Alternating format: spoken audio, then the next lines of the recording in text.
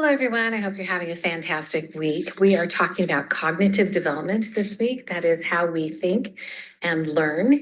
And there's lots of different theories, but we're going to focus on a couple of them specifically this week. Normally, we would start with infant and child development and then move on up through adolescent and older adult. But due to the circumstances, we're going to flip those this week. So we're going to talk primarily about adult cognitive development and some of the problems that can occur. And then we'll talk about infant and child development on Thursday.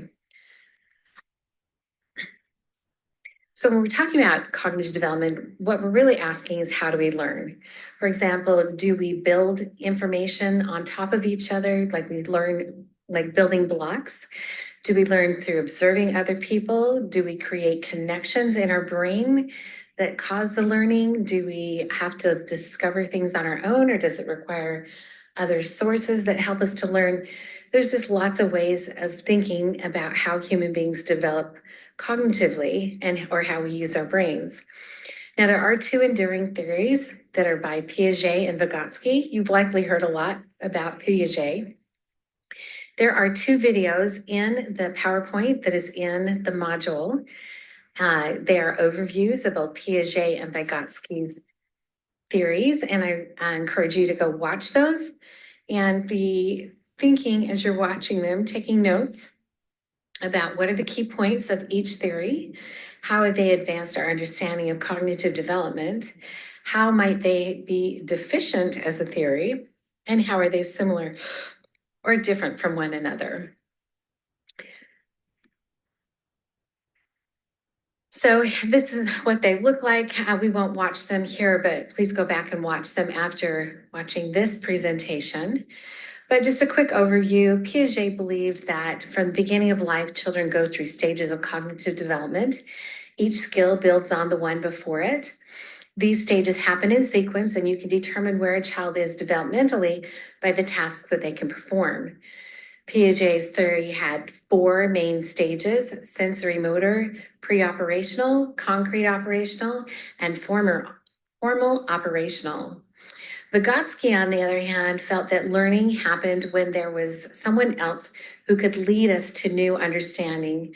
So that required a teacher or a parent or a peer or someone who had more knowledge than we did that could then help us to learn and grow. So his is much more of a socially driven cognitive theory, but those are the two main theories that we'll discuss this week.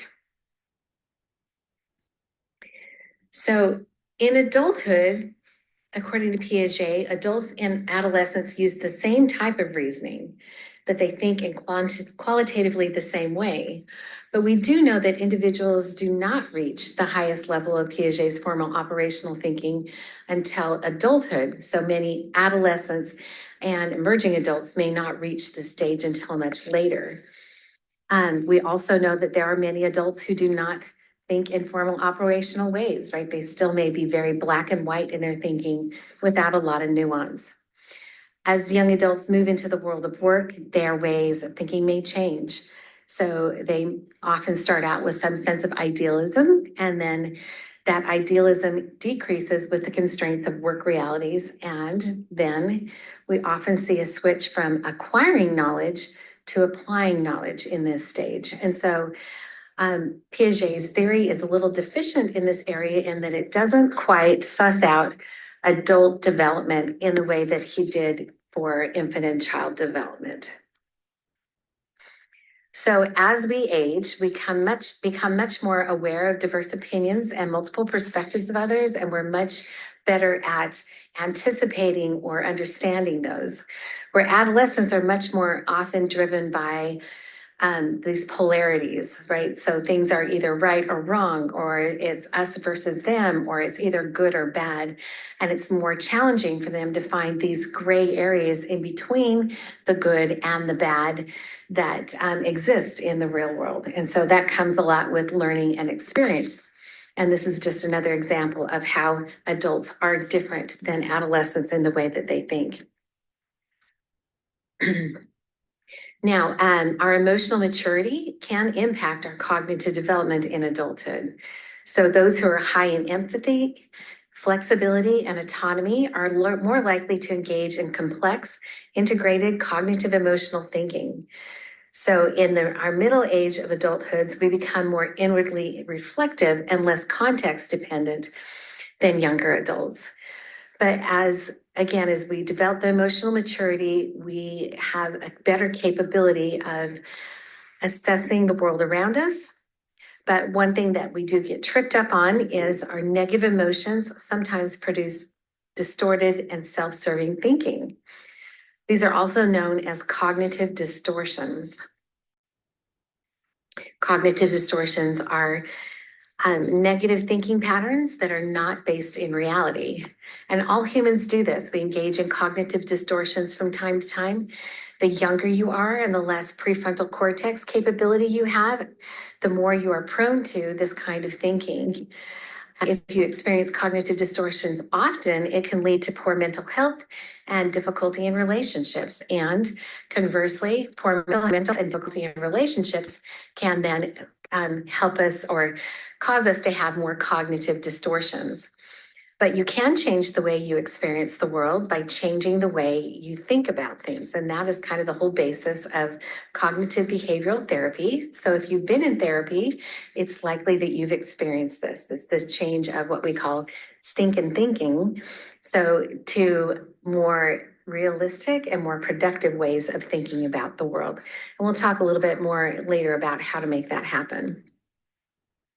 So I'm going to share a few of these different cognitive distortions, and then we're going to do an assignment based on these cognitive distortions that we'll be talking about. So I want you to be paying attention and thinking about if any of these ring true for you. So the first one is polarized thinking.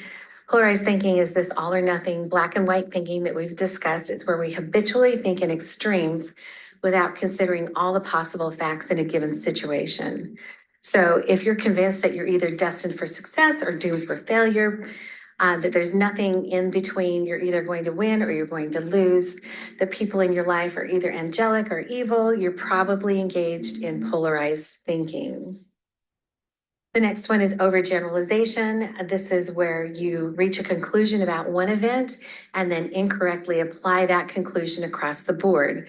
So an overgeneralization might be, we crashed the car last time we drove down this street, so every time we drive down this street, we're going to get in a crash. Or, I'm terrible at math. I had a terrible score on my last math test. And so then I frame my world as that I am terrible at math, even though it doesn't actually compute across all experiences.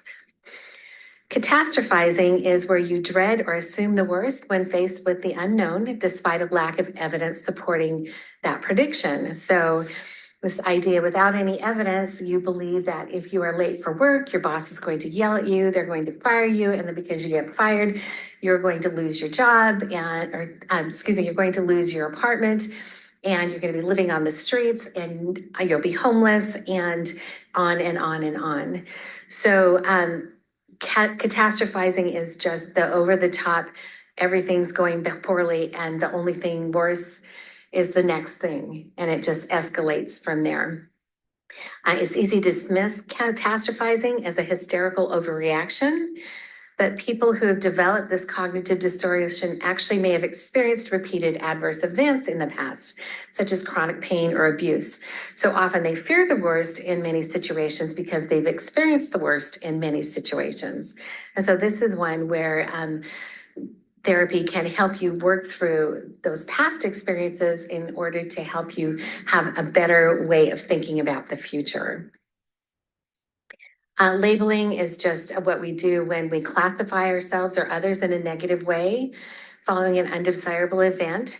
And so you may have done something really stupid at a party, and so you think, oh, I'm just such a loser.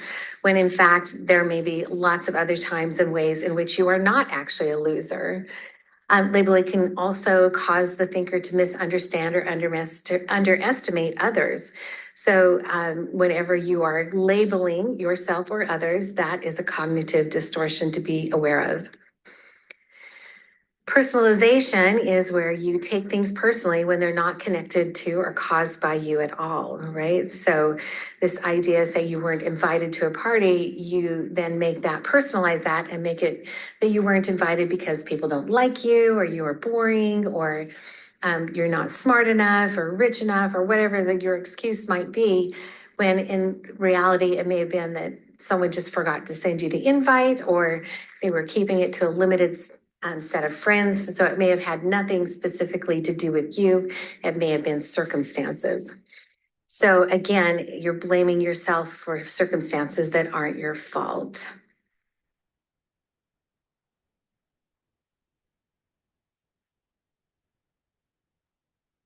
Reading.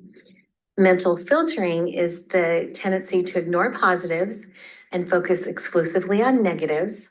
We interpret circumstances using negative mental filter, and it's inaccurate and can also worsen anxiety and depression symptoms. For example, your partner may actually be a slob, but they also have lots of other positive qualities. So when someone who is mental filtering means that they are only thinking about the negative qualities of a person, not the positive ones. Discounting the positive is kind of the opposite of that, where you just assume that anything that good that happens is a fluke or sheer luck, that the goodness that happens is not something that you just discount it and you don't really acknowledge that it's there, right? So people are only nice to me when they want something. Again, it's a negative bias in thinking, and this is really common in human beings. We are hardwired to look for negative or threatening things. And so this is one thing that is particularly prevalent without actively looking for the good things in others. Should statements are those times when we think about the things that we should or ought to do or say.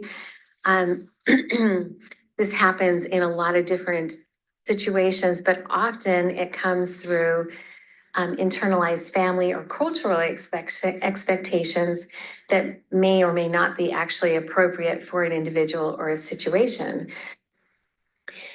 Emotional reasoning is the false belief that your emotions are the truth and they are the way and that the way you feel about a situation is a reliable indicator of reality.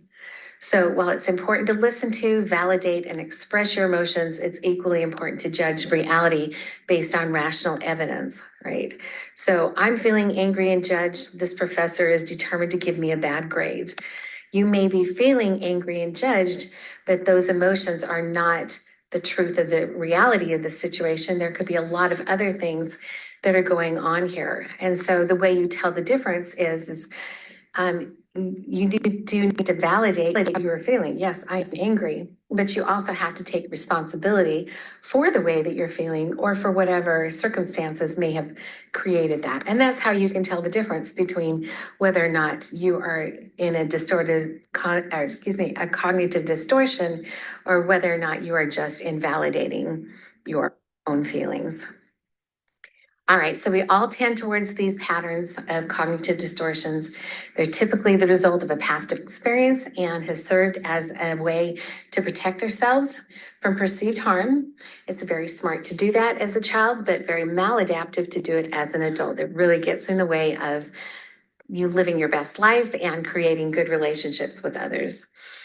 So changing the way we think requires replacing old patterns with new ones and more healthy ones. It does take time and effort, but your mental health and well-being are tied to your cognitive distortions, or how many that you're actually engaging in. So here's how to combat that. You can change your thoughts and change how you feel. You are in a lot more control than you think you might be. And the more experience you have in feeling your feelings and acknowledging the cognitive distortions, the better you will become at it and the less reactive you will be. So we want to look for shades of gray or alternate explanations. We want to look for objective evidence and positive interpretations that help expand our thinking. We want to identify the troublesome thought. We want to reframe it. Right. So a lost job is an opportunity to learn something new and to find maybe better work experience. You want to perform a cost benefit analysis, like how is this thought helping me or hurting me. And then you might consider therapy. And again, I mentioned before, cognitive behavioral therapy is the modality where we help people change the way they think about things, which then trickles down to feeling better about the situation and about themselves. All right. So that is our quote unquote lecture for today. So what we're going to do is we're going to take the things that we just discussed in about all those cognitive distortions, and you're going to put those thoughts on trial. So I want you to think about a time when you experienced or engaged in a cognitive distortion, and then and then we're going to put those thoughts and ideas on trial. So let me pop into the module. Find the right one here. Nope, that's not it. Excuse me just a minute. Let me find the right module here. Thought I had it all queued up for us. Um, so sorry. Let me try this one. No, that's not going to do it. Hang on one second. All right, there we go. Okay, so this is in your module 6 this week, and you are going to put your thoughts on trial. You're going to think through all of those different cognitive distortions that we have talked about, and I have listed them there in the module. You can find a whole list of them there. So if you can't remember or you need some refresher, that information is there. You are going to identify the thought and the cognitive distortion that's at work. And then you're going to put your thought on trial by being the prosecutor, the defense, and the judge. So how this is going to happen is you are going to gather evidence in support of your idea or your thought and against it. And then you're going to use your best judgment to decide whether or not that is a valid thought or not. So again, this is what you're going to submit. A thought or cognitive distortion. You're going to discuss what the evidence for the thought is and what the prosecution is, the evidence against the thought. And then the verdict is your thought. Is your thought realistic or a cognitive distortion? And so you're going to make that judgment, and then you're going to decide what strategies you can use to reframe the thought or to change the thought so that it's no longer distorted. And that needs to be 2 sentences. So just stop doing it is not an answer to this question. I want you to be very thoughtful about things you can actively do to use those strategies of reframing and thinking differently about it or setting it in a different light. So that is what that assignment is. It is available to you through the end of the day on Tuesday, the 24th of September. If you have any questions about that, please feel free to reach out and I'll try and get those answered for you. And again, this is in module 6 and cognitive distortions, putting thoughts on trial. So have a great day and we will see you again on Thursday. Bye-bye.